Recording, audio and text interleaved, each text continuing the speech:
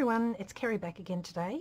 What I've got here in front of me here are just some of my collage papers that I've created using up a lot of my scraps. You can use anything for the base of your collage. So for example, on this one I've just used an A4 sized piece of paper that has like a music pattern on it. It's patterned on both sides so that when I've collaged over the top, it doesn't matter that I've missed pieces, whether it's intentional or not, because it just becomes part of my collage as well. This one here I've used like a ivory or cream coloured copy paper.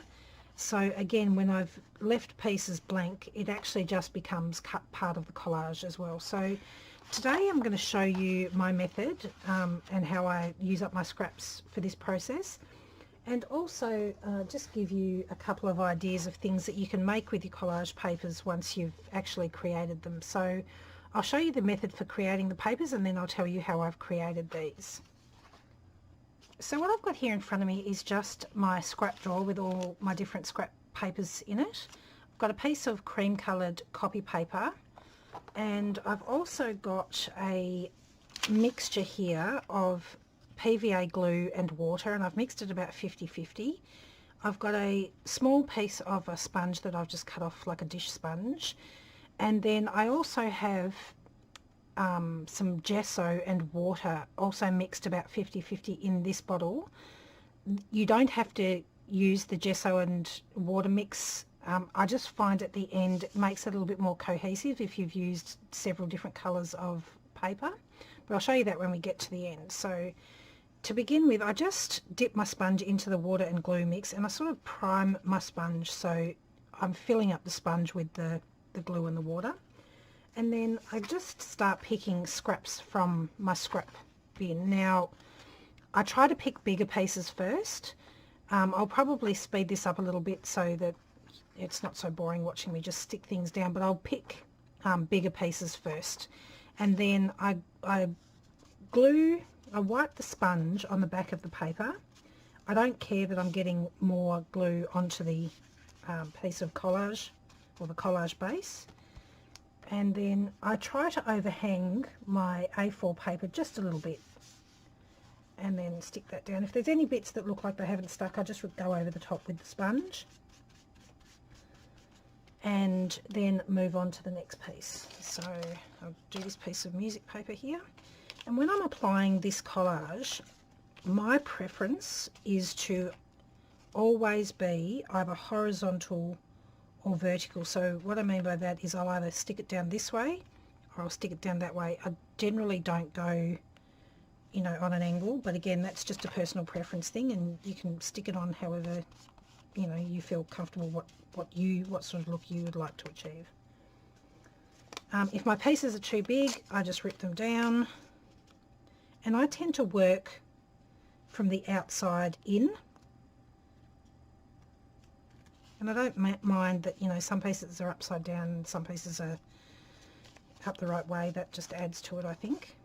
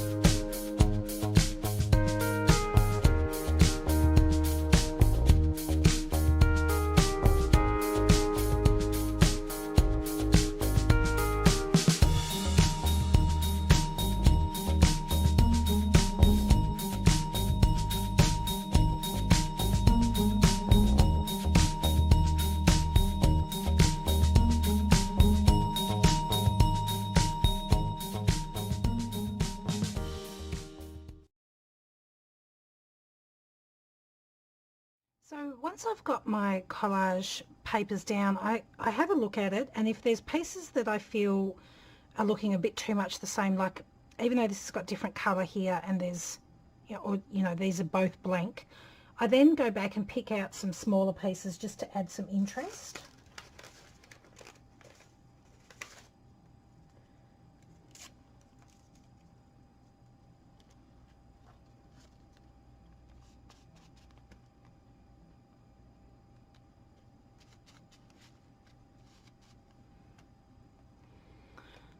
So that's not too bad. So this one, for example, it still has the craft colour on the page, but if you look at these two next to each other, the craft here is very obvious. So, or this one's coffee dyed, but like here it's very dark against very light. To give it a more cohesive look and make it look like it's all part of the same page, that's when I like to use the gesso and water mix. So I'll just get these scraps back into the box. And I use the same sponge as I'm using for the glue and water, and I just spread a little bit over the whole page. And then using the sponge, again I'm working horizontally or vertically, so I will just brush in those directions.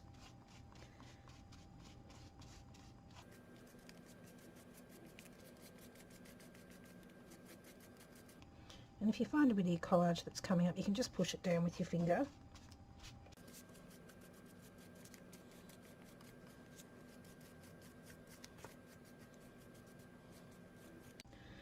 So then I put that aside to dry, and I let it dry thoroughly.